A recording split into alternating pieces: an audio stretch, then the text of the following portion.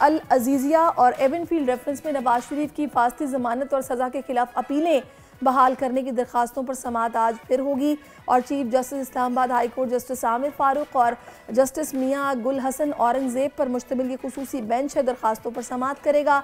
साबिक prime minister अपने वकला के हमरा अदालत में पेश होंगे और इस पेशी के मौके पर सिक्योरिटी के इंतजाम इंतहाई सख्त किए जाएंगे। अहाता अदालत में पुलिस की भारी नफरी को भी तैनात कर दिया गया है। गुज़श्ता समाअत की अगर बात की जाए तो अदालत ने नवाज शरीफ की हिफाजती जमानत में तोसी की थी और दूसरी जानिब हम देख रहे हैं गुज़श्ता रोज़ मियाँ साहब ने मरी में क़याम थोड़ा तवील हो गया है। पहले तो ये प्रोग्राम था कि वो फैमिली के साथ पुरफ़ज़ा मकाम पर वक्त गुजारेंगे, लेकिन अब ज़राए ने यह भी बताया कि मियाँ साहब मरी में ही कुछ अहम सियासी मुलाकातें करेंगे।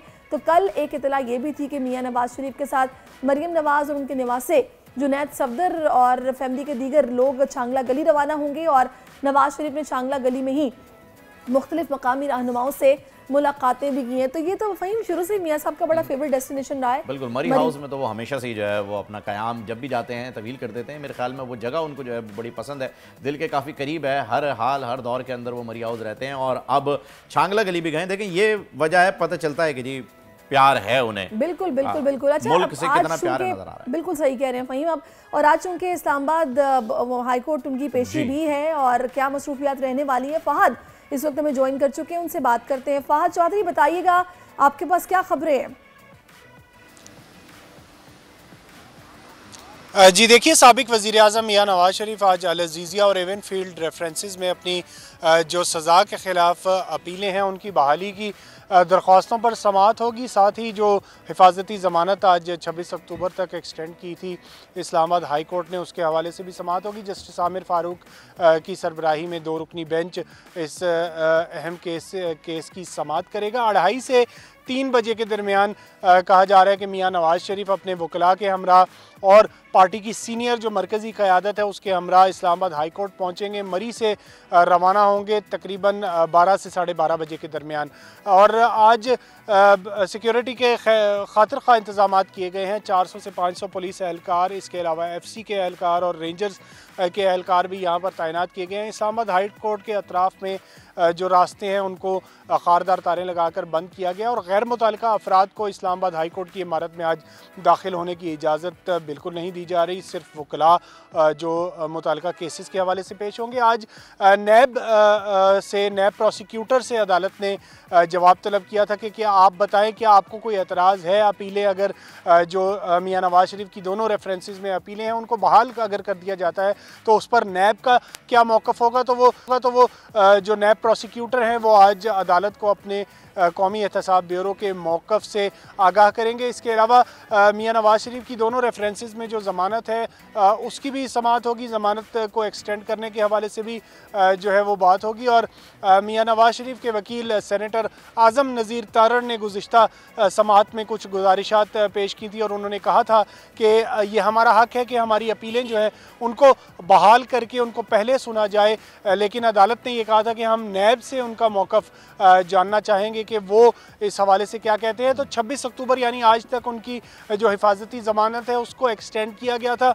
आज मियाँ नवाज शरीफ दोबारा अदालत में पेश होंगे और आज देखना है कि कौमी एहतसाब ब्यूरो क्या मौक़िफ़ अपनाती है अपीलों की बहाली के हवाले से। और इसी के तनाजुर में जो है ये केस फिर आगे बढ़ेगा और इसी के हवाले से इसी जवाब के तनाजुर में जो है फ़ैसला किया जाएगा कि ज़मानत जो है मियाँ नवाज शरीफ की उसको आया एक्सटेंड किया जाए तो या नहीं। जैसा कि अभी आपने बताया कि आज मुतमिन करना है, एक तो काबिल समाअत होने के हवाले से इन दरखास्तों के, और दूसरा नैब जो है वो भी आज इस हवाले से ज़ाहिर अपना मौक़िफ़ पेश करेगा।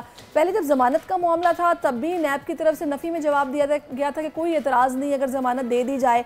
तो अब आगे आप इस केस को किस तरह चलते देख रहे हैं? अगर तो शवाहिद भी मौजूद नहीं होंगे तो कभी इम्कान है कि केसेस ही अवले ख़त्म कर दिए जाएंगे?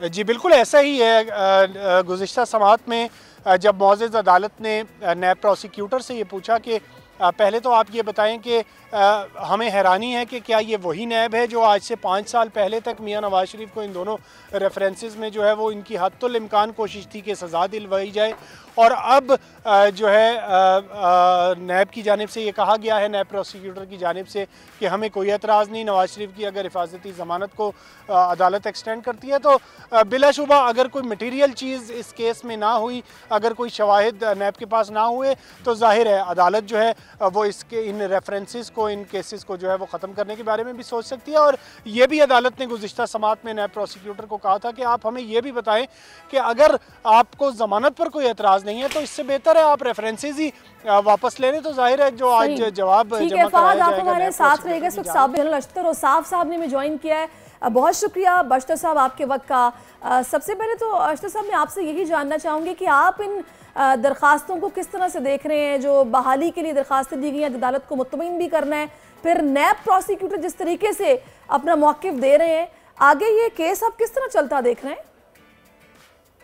देखिए, इस सारा जो मामला है क्योंकि कोर्ट में है, तो ये कहना कि किस तरह चलेगा ये तो जजेस की अपनी सवाबदीदी है और कानून जो इस तरह प्रिस्क्राइब करता है। आपको याद कराऊं कि पहले भी इस तरह की सिचुएशन आ चुकी हुई है जहाँ पे मियां नवाज शरीफ साहब को न सिर्फ इंडाइट कर दिया गया, उसके बाद उनको सजाएं दे दी गई थी, और ये मुशर्रफ का दौर था, और उसके बाद वो मुल्क से बाहर चले गए।